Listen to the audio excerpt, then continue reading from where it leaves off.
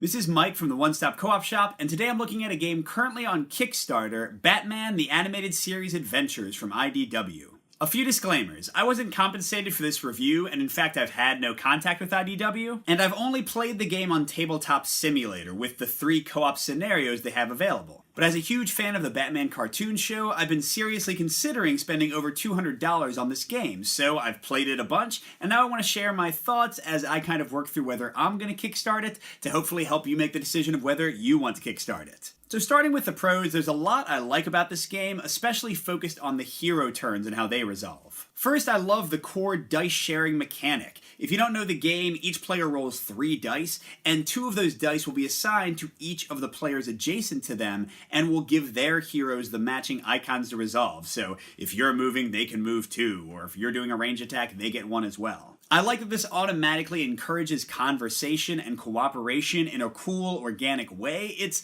great for a tactical miniatures game to have this much stuff going on between players. I also find the general use of those dice and icons to resolve your hero turn to be really satisfying. Choosing how you want to move, who you want to punch, who you want to throw a batarang at, and also being able to use dice to resolve objectives like rescuing hostages, it's a lot of fun and gives you a little puzzle each round. On top of that, the heroes are very diverse. Their dice are different with different distribution of faces, but most importantly, they each have a unique set of skill cards, and these will let them gain special abilities or ongoing traits that really make them feel different and can do cool things. Even better than that are the gadget cards that the Bat family can use, which lets you grappling hook over enemies or throw smoke bombs down. All the Batman goodness you want to see, but it's also really cool mechanically and gives you access to really awesome powers. And that leads into my final pro, which is the great thematic touches the game has. First of all, I really appreciate that they've gone out of their way to bring to life some of the most famous episodes of the animated series into campaign form. But I also like the small mechanical touches. For example, the gunmen can put you under fire if they're tracking you with their machine gun, and if you don't get out of the way or punch them out or throw a smoke bomb down before your next turn ends, you can be defeated immediately, which again totally brings that Batman theme to life. So I love the hero side of thing and the player turns, but we get into some wrinkles and issues with the enemy turn and the overall scenario design.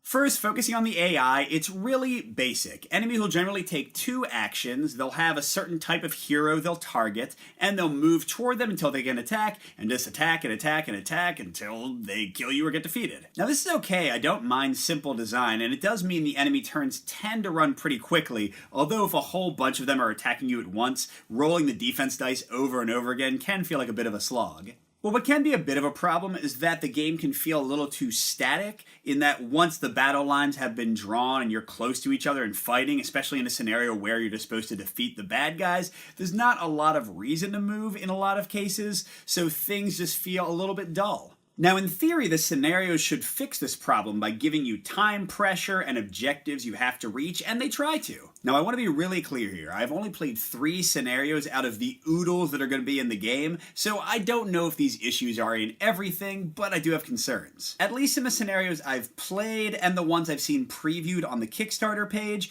the general rule of thumb is you have an objective you have to reach that's behind all the bad guys, and they are the ones forcing you to fight them while you try to race over there. And the Bat family, as I already noted, has a ton of mobility. They can leap over enemies, they can use their grappling hooks to fly across a room. Now in competitive play, I'm sure this isn't a problem. A wily enemy player will leave back some of their units, clog up those objectives, because you can't interact with them if you're next to an enemy. But the AI has none of that. There's no subroutines that have them hang back or try to guard things. They just rush forward and try to kill you. So in many of the scenarios, it's been totally anticlimactic as I just flew over guys and disarmed the bomb or what have you. And once that time pressure is gone, once that objective is resolved, even if you still have to defeat enemies, you get to the more boring part of the game where you're just punching and throwing things and they aren't moving at all. So overall, I'm still mixed about whether I'll kickstart this game or not. The question in my mind is, how good is the competitive play going to be? Because from looking at that and the special action cards the enemies get to use, I think it'll be really cool, probably better than cooperative. But I know me, I know my household, I know my gaming groups, how often are we going to play competitive competitive? I don't really know. And I can imagine improving the co-op, at least for me, because I'm not going to say everyone wants what I do, and giving the enemy some subroutines that'll have them guard the objectives or that kind of thing. But the question is, do I want to throw over $200 at a game that I think I have to improve out of the box? I don't know. But hopefully this little opinion was helpful to you, and hopefully whatever choice you make, you play some great games in the near future. So good gaming, everyone, and I'll see you at the next stop.